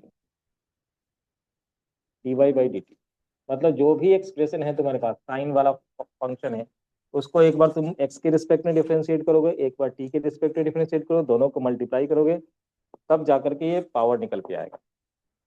तो एफ को रहने दिया as a f, divide x को क्या लिखेंगे, एक्सप्रेशन मेरा ऐसा था y equal to A sine omega T minus x, ये एक्सप्रेशन था। ठीक है, अब इसको मैं एक्स के रिस्पेक्ट में डिफरेंशिएट करूंगा तो क्या लिखूंगा, करो, एक्स के रिस्पेक्ट में डिफरेंशिएट करो, D Y by D x, तो क्या लिखेंगे ए, और आगे में आ जाएगा माइनस के, क्योंकि एक्स का कोफिशिएंट है वो, साइन का differentiation cos mega T minus of x. ठीक है, वही चीज लिखा गया है। कहाँ है, अच्छा इन्होंने एक्सप्रेशन को थोड़ा अलग तरीके से लिखा है। उन्होंने एक्सप्रेशन ऐसा लिखा है, ओमेगा को बाहर निकाल करके A sine omega T minus x, ये था एक्सप्रेशन। ठीक है, ये था एक्सप्रेशन। जो ऑसिलेशन के केस में ए साइन ओमेगा टी लिखते हैं, वही एक्सप्रेशन से स्टार्ट किया बिल्कुल बिगिनिंग से, और कहा कि टी को तुम्हें रिप्लेस करना है टी माइनस एक्स बाई। ठीक है, तो यही होगा एक्सप्रेशन। इसके लिए निकालो तुम D Y D X, D Y D X निकालते तो क्या लिखेंगे, A cos omega T minus x by T. ठीक है, और ये जो कॉफिशियंट है यहाँ पे टी का, वो ओमेगा है, तो ओमेगा से मल्टीप्लाई। अच्छा एक्स का कॉफिशियंट क्या है, omega by b, omega by b. तो वी को लिखा था हम लोगों ने omega by k, omega by v को क्या लिखो, के लिख दूं, क्या यहाँ पे मैं के लिख दूं, ये चलो ओमेगा बाई वी, माइनस रहेगा ना एक, minus omega by V A cos omega T minus x by. ठीक है, फिर एक बार इसको हम लोग टी के रिस्पेक्ट में डिफरेंशिएट करेंगे, टी के रिस्पेक्ट में डिफरेंशिएट करो, D Y by D T क्या आ जाएगा बताओ, इसको करना है डिफरेंशिएट, तो A omega cos omega T minus x by, ऐसा होगा। ठीक है, अब इन दोनों का वैल्यू सब्स्टिट्यूट किया गया है। देखो यहाँ पे क्या है, ए ओमेगा, जो हम लोग का दिया है ए omega cos omega T minus x by. ठीक है, एज इट इज लिख दिया गया। एफ, क्योंकि ये नीचे डाउनवर्ड डायरेक्शन में फोर्स था इसलिए माइनस एफ लिखा है। माइनस एफ लिखने का रीजन क्या है कि ये फोर्स हमारा किधर की तरफ था, डाउनवर्ड था, तो माइनस एफ। उसके बाद d Y by D x का जो वैल्यू है वो लिख दिया पूरा, d Y by D t का जो वैल्यू आया पूरा लिख दिया। अब इधर में एफ तो रहेगा as it is, omega omega दो बार ओमेगा स्क्वायर, उसके बाद ये ए और यहाँ पे ए स्क्वायर, एफ एक बार है, ठीक है लिख दिया, नीचे में एक बार वी है, वी लिख दिया, ये कॉस कॉस दो बार cos square omega T minus, ये वैल्यू आया इसका पावर। अब जब इसका एवरेज वैल्यू लिखेंगे तो average value cos square theta का एवरेज वैल्यू हम लोग लिखते हैं 1/2। ठीक है, 1/2। तो ये जो नीचे में 1/2 दिख रहा है तुम्हें, इसका एवरेज वैल्यू लिखा गया 1/2 omega square a square into F divided by, यहाँ तक नोट करो। उसके बाद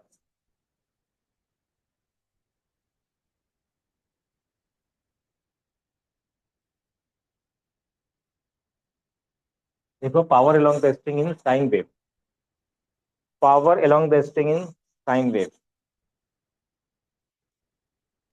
ऊपर में हेडिंग करना power along the string in sine wave. ठीक है, डायग्राम ये वाला बना लेना। साइन वेव प्रोड्यूस हुआ है, जीरो से स्टार्ट किया इन्होंने, और उसमें हम लोग पावर का कैलकुलेशन कर रहे हैं।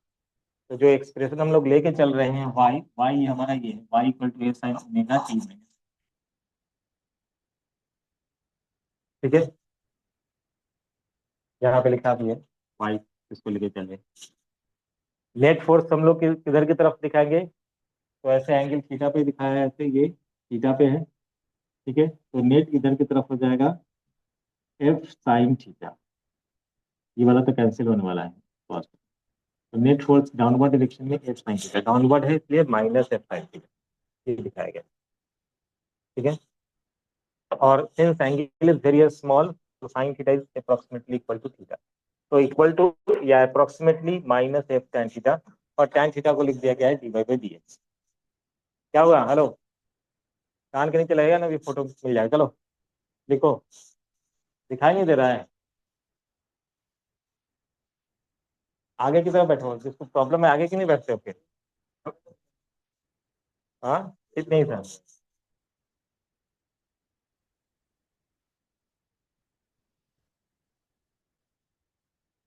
क्या हुआ, चलो चलो नोट करो, नोट करो, लिखो।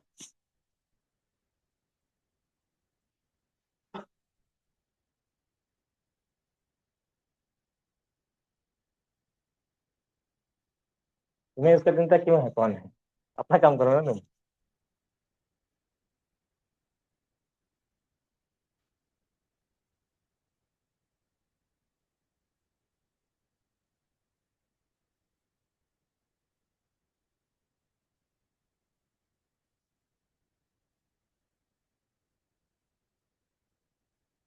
या मैं बोर्ड पे कर दूं, ग्रीन वाले बोर्ड पे। हाँ,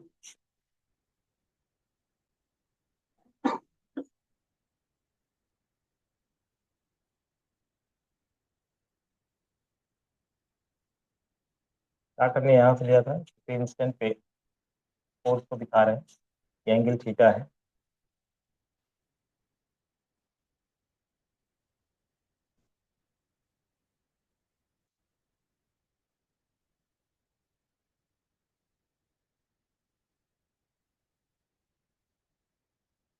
फोर्स एफ की। तो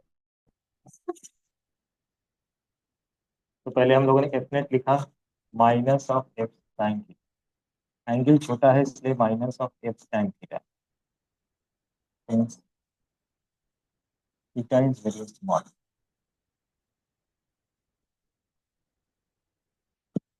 ठीक है। अब इसको हम लिख सकते हैं F into D Y by D X. Y हमारा क्या था, A sine omega T minus x by, ठीक है। अब यहाँ से हम डी वाई डी एक्स निकालेंगे, d Y by D x equal to a minus of omega by t, multiplication में साइन का differentiation cos omega T minus x by b है, ठीक है। पावर इक्वल टू क्या चाहिए, एफ इंटू अच्छा d Y by D t पहले निकालो, d Y by D t भी, ठीक है। D Y by D t, d Y d T क्या आएगा, a omega cos omega T minus x by b. अब लिखेंगे यहाँ पे power, power equal to average power, power equal to अभी जनरल पावर है, बाद में एवरेज करेंगे, पावर इक्वल टू क्या लिखेंगे हम, एफ इंटू वी। एफ कितना है, ये एफ नेट है, f into D Y by D x, f sine theta को ऐसे लिखा, इंटू इंटू वी, और वी को हम लोग लिख रहे हैं d Y by D t, ठीक है। ये क्या आ चुका,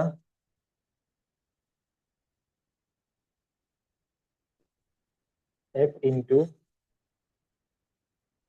D Y by D x का वैल्यू क्या है, ए ओमेगा बाई वी, ठीक है, into cos omega T minus x by v, into magnitude लिखा हुआ है यहाँ पे, into D Y by D T, तो into A omega cos omega T minus x by, ठीक है। अब यहाँ पे एफ एक बार है, ए दो बार है यहाँ और यहाँ, तो ए का स्क्वायर, ओमेगा भी 2 बार है, ओमेगा का square divided by v into ये हो चुका है cos square omega T minus x by v. ठीक है। अब इसका जब एवरेज वैल्यू कैलकुलेट करेंगे, एवरेज, एवरेज में यहाँ पे भी हमें एवरेज वैल्यू के लिए हमें इधर में भी एवरेज लगाना होगा, f into A square omega square by b into cos square omega T minus x by b. इसका एवरेज वैल्यू, वेरिएबल का ही एवरेज निकालेंगे यहाँ पे, average value is 1/2, 1/2 f a square omega square divided by b. ठीक है। अगर इसको कोई फ्रीक्वेंसी में लिखना चाहे, 2 पाई इंटू फ्रीक्वेंसी लिख सकते हैं, तो हाफ इंटू एफ इंटू ए square, 2 pi into frequency, 2 pi into frequency का whole square divided by B, ऐसे भी लिख सकते हैं। तो ये कैंसिल होगा, 2 टाइम्स 2 का टर्म एक आगे में आ जाए। ठीक है।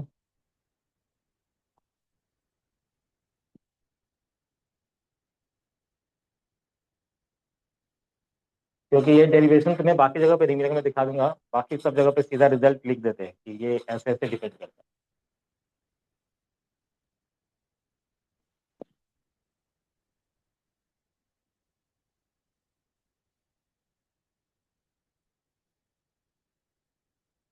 ठीक है यहाँ तक।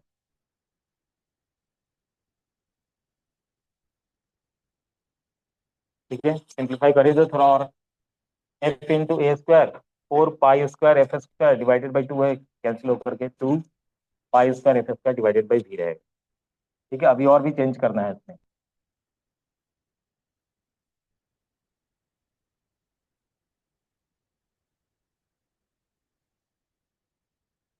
हम लोगों ने यहाँ तक निकाल लिया कि इसका एवरेज वैल्यू करेंगे तो 1/2 आ जाएगा, 1/2 omega square a square f divided by b, यहाँ तक निकाल लिया। फिर ओमेगा को 2 पाई इंटू फ्रीक्वेंसी लिखा, वो सॉल्व करने के बाद अब यहाँ पे एक काम मुझे और करना है, ये एफ को लिखना है in terms of mu and v. तो याद होगा तुमने लिखा था ऐसे, v equal to under root f by mu, right. Square कर दो यहाँ पे, v square equal to f by mu. तो मैं एफ को लिख सकता हूँ वी स्क्वायर इंटू म्यू। तो अभी मैं वही सब्सटीट्यूट करूंगा, 1/2 रहने दिया, ओमेगा को लिख दिया 2 पाई इंटू फ्रीक्वेंसी का स्क्वायर इंटू ए का स्क्वायर, फ्रीक्वेंसी को ही ये लोग ऐसे लिखते हैं न्यू। ठीक है। A square into F divided by V. अब बताओ, 1/2 into 4 pi square F square into A का स्क्वायर, और इस एफ को क्या लिखा, V square into mu, V square into mu divided by 2 V. ये वी से वी कैंसिल, ये इससे कैंसिल 2 टाइम्स, तो 2 दिख रहा है, पाई का स्क्वायर म्यू यहाँ पे दिख रहा है, इंटू वी दिख रहा है, ए स्क्वायर दिख रहा है, इंटू फ्रीक्वेंसी का स्क्वायर, ये रिजल्ट है। ये तुम्हारे बाकी सब स्टडी मटेरियल, स्टडी में ये लिखा हुआ मिलेगा, दिखा देता हूँ अभी।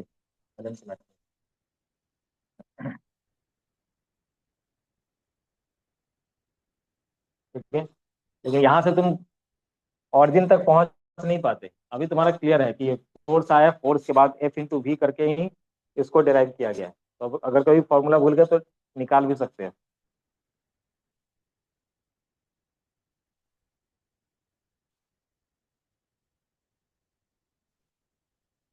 ठीक है,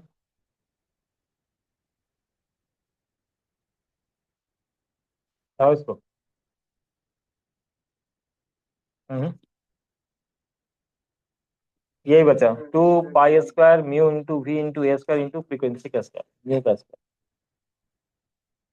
जिसको मैंने एफ लिखा है, क्योंकि वी और एफ में पता नहीं चलता वो न्यू लिखने से कि कौन वी है कौन न्यू है। हो गया।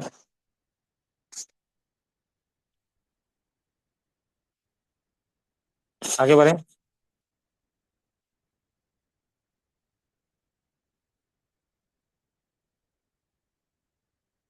तो power transmitted along the string is proportional to the square of the amplitude. Important result.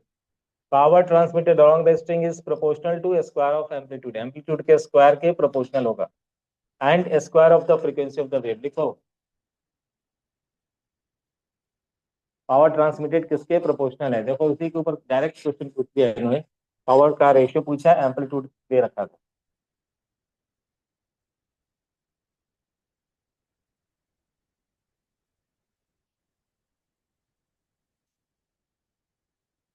ठीक है, power transmitted along the string is proportional to square of amplitude and, तुम सीधा ऐसे लिखो ना, जहाँ पे तुमने पावर निकाला वहां पे नोट पॉइंट में लिखोगे पी प्रोपोर्शनल टू एम्पलीट्यूड का square, p proportional to frequency का स्क्वायर, बस। ठीक है, काम तुम्हें तो उसका है ना, न्यूमेरिकल बनाने में।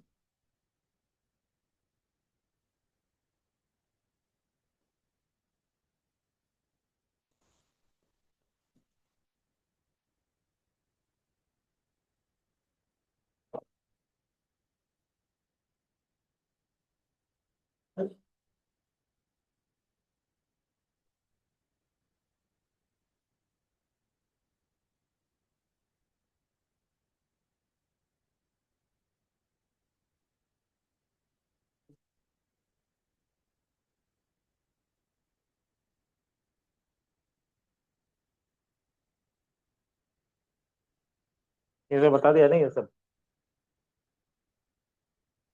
डायमीटर के टर्म में लिखा है उसी को, जो तुम लोगों ने डेंसिटी इंटू एरिया लिखा था, एरिया को डायमीटर के टर्म में, ऐसे रेडियस में पाई आर स्क्वायर लिखते, डायमीटर में डी स्क्वायर बस।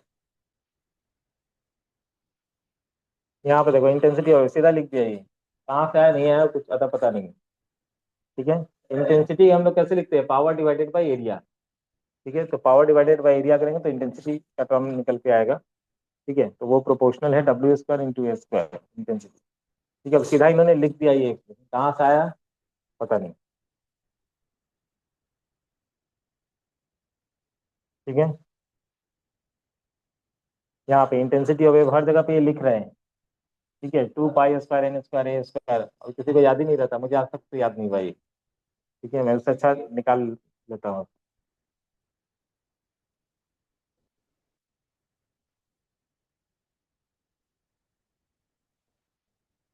बहुत अच्छा, कल पूछना है इससे, कल पूछना है इससे।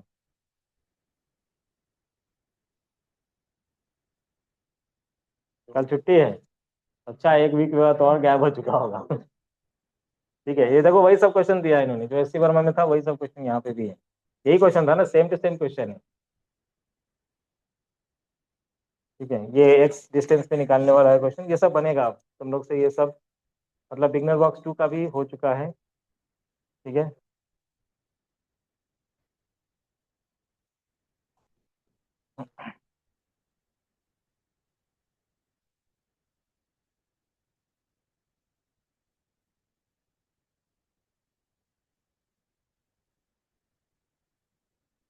चलो ठीक।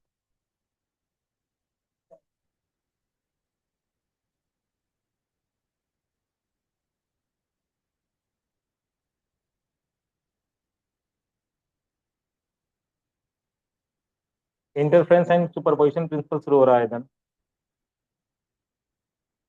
चलो चलो इधर सीडो टीचर,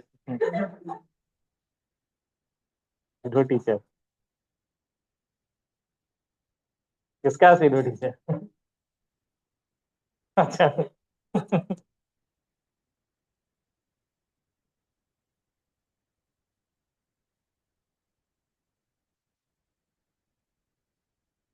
हो गया ना 22 23। क्वेश्चन नंबर 20, डायरेक्ट फॉर्मूला के अंदर सब्स्टिट्यूट कितना दो। ठीक है, क्या पूछा है, ट्रांसवर्स ऑफ एम्पलीट्यूड दे रखा है, फ्रीक्वेंसी दे रखा है, is produced on a wire stress to a tension of 100 Newton. If the speed of the wave is 100 meter per second, what average power is the source transmitting to the wire? हाँ,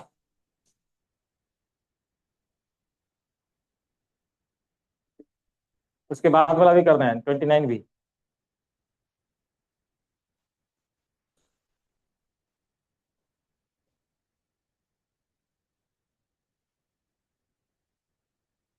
30 भी करना है, 30, 29 भी, 30 भी, बस 30 तक। उसका interference शुरू हो रहा है, इंटरफेरेंस नेक्स्ट वाले क्लास में।